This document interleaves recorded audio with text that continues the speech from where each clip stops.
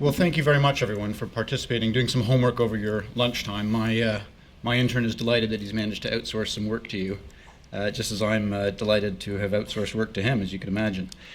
You recall we had 3 questions, and through his talent and modern technology, we've been able to do a word mash of some of the responses. And the challenge, and I'll just try and recap some of the responses that we heard. And they will indeed go into the paper that we're submitting to the EU tomorrow on plastic waste.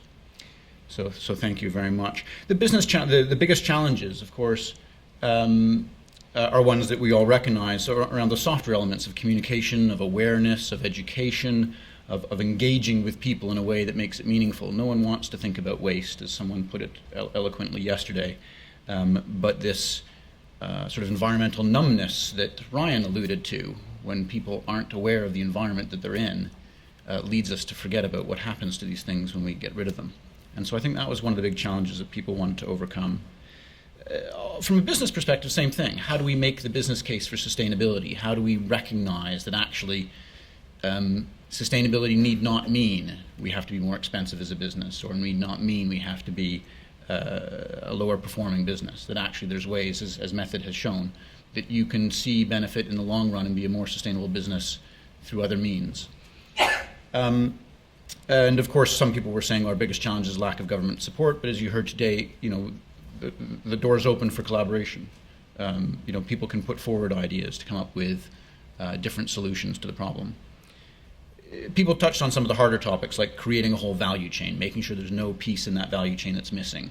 So whether it's the informal sector or the formal sector that's collecting things, to the people that are repackaging or sorting or recycling or producing, how do you close that loop? It needs every element in the circle. So I hope that summarized there nicely for you. I don't think we'll send the image to the UN, but we'll try and send some language. On the second question, which was about the greatest idea that came forth today, if we can have the next slide. So we had some fantastic ideas, of course, ranging from use less, personal collapsible cups, the kind of ones we had on display here today, making sure there's ways to refill them and reuse them and keep those going and keep them out of either landfill or waste streams. Recognizing that there is no such thing as waste in our new world, it's a resource.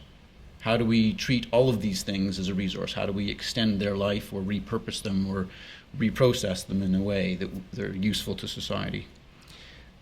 We talked about industry structure. A lot of people said, we need that structure, that formalization, those incentives, those pieces of infrastructure maybe that help make that whole value chain come together.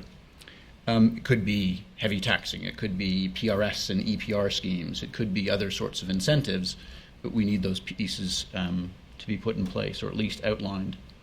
And of course, everyone gave Taiwan as a great example because they demonstrated to us, as Korea has in the waste paper that Christine's team produced, that they're really local and excellent leaders in this space.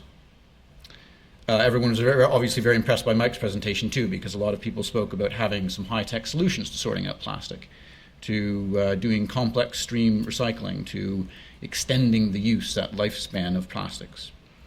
Another person touched on supply chains, so encouraging a sort of a supply chain discipline, a sort of a compliance, that up and down the supply chain everyone's behaving sensibly. We've got some rules. There's some leaders in this space who are pushing carbon audits all the way up their supply chain, for example, or labor treatment, or all those sorts of things. Well, this is an area that we should be thinking about how our companies behave and how our supply chain that supplies to us behaves.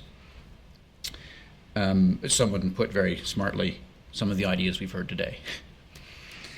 And then on the third question, which was, what can the brands do? And that might be just a little bit different, because is there an opportunity to create better brand value? I mean, we had some speakers up here today.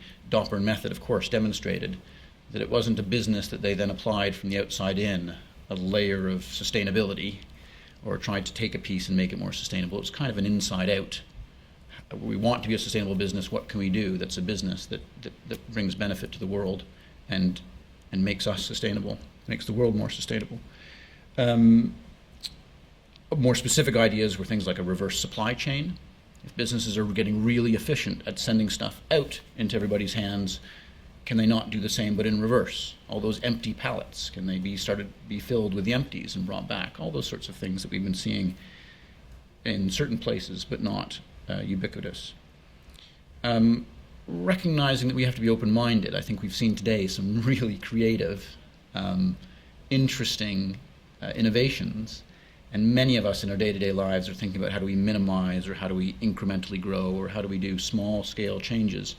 We need to be open-minded, whether it's in the community or in business or in government or in industry or in NGOs. How can we be creative? And I think that's one of the great things this forum has done today. And then there was quite a bit about how do you affiliate some of the great things that you're doing, maybe in your supply chain, with those people that are buying your product. So if, I guess Mike feels this, he does some wonderful things, but by the time it gets embedded in something that's built into something else, that's wrapped in something else, maybe not everyone's aware of all the goodness that's inside. Can we have an Intel Inside type sticker that goes on products to say, where this came from, and that people can build trust and affiliate with that brand as Method is doing, because they feel proud to buy that brand. It leaps off the shelves into their hands for that reason. And then I have a sneaking suspicion this might be my intern. He wrote down, of course, PDP, which of course is the project that I run, which is about asking companies to disclose how much plastic they produce, how much plastic they use, where does it go, measure your plastic footprint. But I think he's just buttering me up. So hopefully that's been summarized there as well. And I thank you very much for all your contributions.